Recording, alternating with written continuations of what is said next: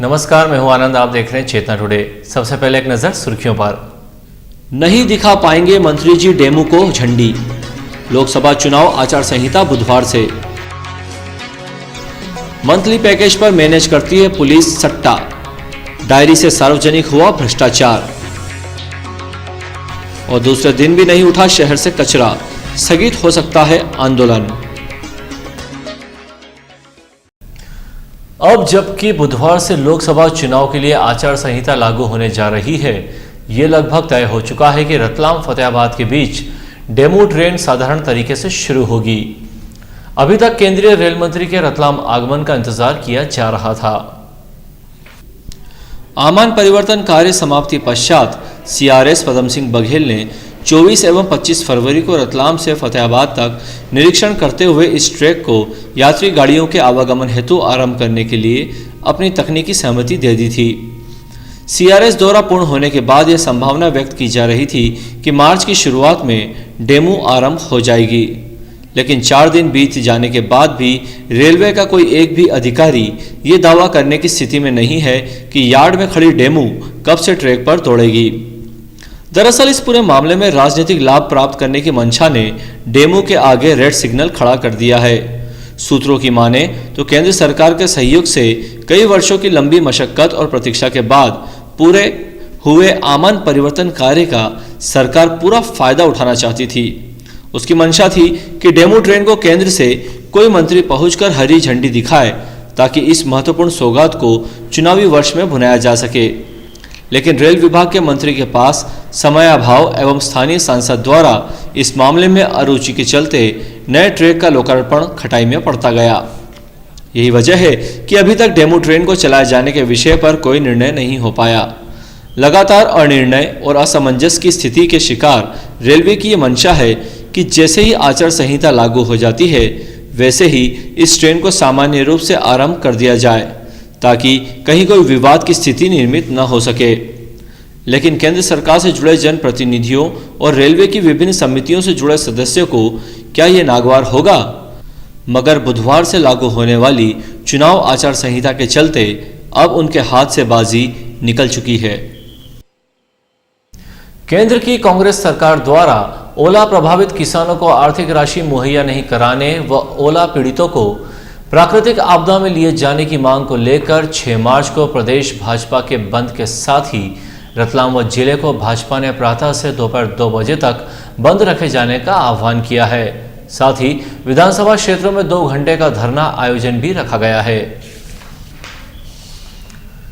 शहर की सफाई व्यवस्था को ठप करते हुए सफाई कर्मचारियों ने लगातार दूसरे दिन भी काम नहीं किया, जिसके कारण शहर में चारों तरफ सड़कों पर कचरा बिखरा पड़ा है। वैकल्पिक व्यवस्था के अभाव में शहर की सफाई व्यवस्था पर पूरी तरह से झाड़ू फिर गई है। आयुक्त ने संकेत दिए हैं कि बाहर से सफाई कर्मी बुलवाए जा सकते हैं। अपनी 11 सूत्रीय मांगों को लेकर 25 फरवरी से आंदोलनरत सफाई कर्मचारियों ने सोमवार से शहर में सफाई कार्य बंद कर दिया है, जिसके कारण शहर के हर गली मोहल्ले और चौराहे पर कचरे और कूड़े करकट के ढेर लगे पड़े हैं। लगभग 1300 से अधिक कर्मचारियों के काम बंद कर दिए जाने से सफाई व्यवस्था पूरी तरह ठप है। आंदोलनरत सफाई कर्मियों ने मंगलवार को निगम प्रवेश द्वार के बाहर धरना स्थल पर लगातार प्रदर्शन किया। उन्होंने अपनी मांगों के एवज में जमकर नारेबाजी की। प्रदर्शन में महिला एवं पुरुष सफाई कर्मचारियों ने हिस्सा लिया। हालांकि इस मामले में निगम आयुक्त सोमनाथ झारिया का दावा है कि मंगलवार देर शाम तक सफाई कर्मचारियों की प्रमुख मांगों का निराकरण होने की संभावना है। इस संबंध में चर्चा हो चुकी है, लेकिन यदि सहमति नहीं बनती है तो बुधवार से शहर के बाहर से सफाई कर्मियों को बुलवाकर व्यवस्था को सुधारेंगे। ओलावृष्टि से फसलों को हुए नुकसान का सर्वे करने गए एक पटवारी के साथ ग्राम मुंदड़ी में कृषक द्वारा कथित रूप से मारपीट एवं अभद्रता किए जाने के बाद पटवारी ने सर्वे बंद करने की चेतावनी दी है। मंगलवार को पटवारी संघ, राजस्व संघ एवं तहसील संघ ने संयुक्त रूप से तहसीलदार संजय वाघमारे के नेतृत्व में कलेक्टर राजू दुबे को ज्ञापन सौंपा।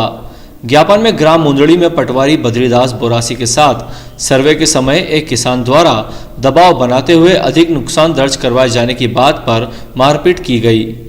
इसी घटना पर संघ ने रोष दर्ज करवाते हुए सुरक्षा की मांग की है।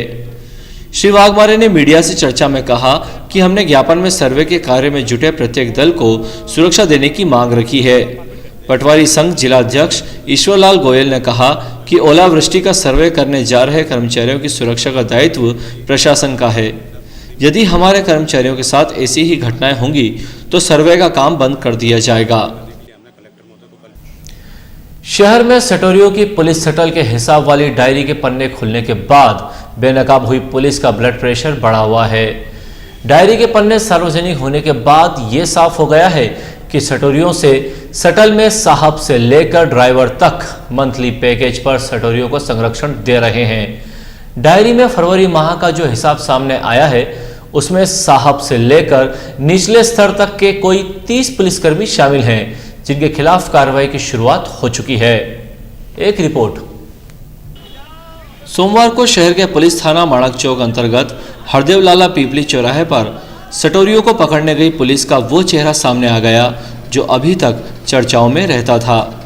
सटोरियों द्वारा पुलिस को हर माह दी जाने वाली सटल कथित राशि का हिसाब जब उन्होंने मीडिया के सामने रखा तो कई चेहरे बेनकाब हो गए। सटोरियों ने अपनी डायरी में फरवरी माह में सटल के हिसाब वाला जो पन्ना खोलकर दिखाया उसमें एक बड़े पुलिस अधिकारी से लेकर आरक्षक स्तर के करीब 30 के नाम शामिल हैं। इस पन्ने में संबंधित पुलिस कर्मियों को किस किस दिनांक को कितनी राशि दी गई है इसका साफ उल्लेख है, जिनमें करीब 4 एएसआई, 3 एसआई और 10 आरक्षक सहित अन्य के नाम शामिल हैं।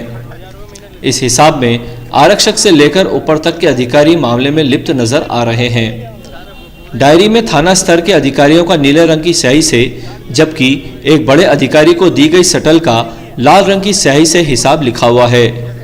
फरवरी माह में दी गई सटल का यदि हिसाब जोड़ें तो यह राशि करीब 1.5 लाख रुपए से ऊपर होती है। सटोरियों की माने ये तो डायरी का केवल एक पन्ना खोला गया है, यदि शेष पन्ने खोले जाते तो चौंकाने वाली राशि का आंकड़ा सामने आ जाता। महत्वपूर्ण बात यह है कि सार्वजनिक हुई डायरी के उस पन्ने में वे सादी वर्दीधारी भी शामिल हैं, जिन्हें पुलिस कप्तान ने शहर में अपराधों पर नियंत्रण के लिए कुछ विशेष जिम्मेदारियां सौंप रखी है, लेकिन इसके एवज में वे सटोरियों से राशि उगाही में ज्यादा दिलचस्पी लेते हैं।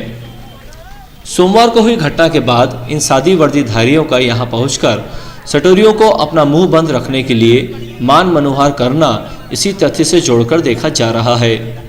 इस पूरे मामले के प्रकाश में आने के बाद एसपी डॉक्टर जी.के. पाठक ने देर रात ही जांच शुरू करवा दी है। 3-4 अलग अलग एजेंसियों को डायरी की जानकारी एकत्रित करने के लिए काम पर लगा दिया है। इतना ही नहीं, डायरी एवं सटोरियों के बयान से संबंधित महत्वपूर्ण सूत्र भी उन्होंने अपने कब्जे में ले लिए हैं। मंगलवार को एसपी ने डायरी में उल्लेखित नाम वाले पुलिसकर्मियों से तलब करते हुए अच्छी खासी फटकार लगाई है। कप्तान के सामने कार्यवाही के डर से कुछ ने राशि लेना स्वीकारा है। कार्यवाही हेतु नोटशीट तैयार की जा रही है। सूत्रों के अनुसार आगामी दिनों में पुलिस महकमे में बड़े स्तर पर फेरबदल की तैयारियां शुरू हो गई हैं।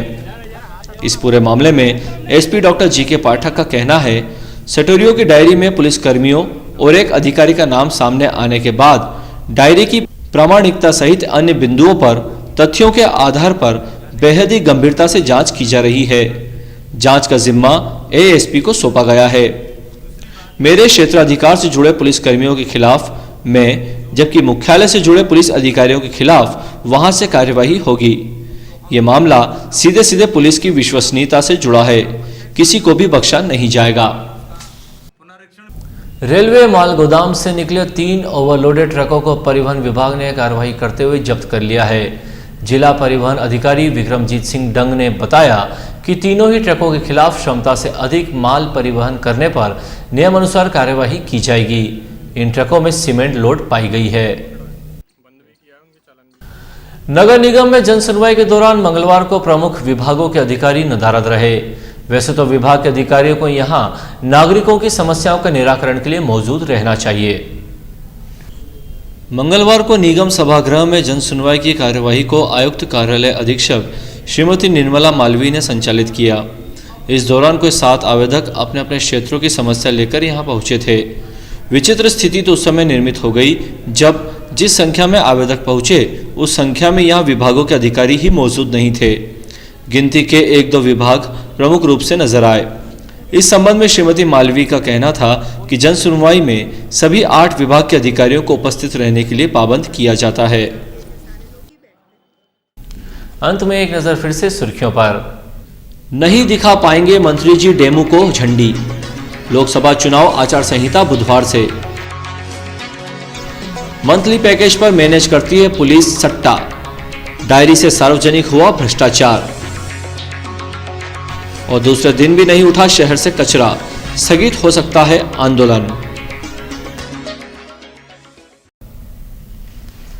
चेतक टुडे में आज बस इतना ही। हम फिर मिलेंगे कुछ और नई सुर्खियों के साथ। तब तक के लिए नमस्कार।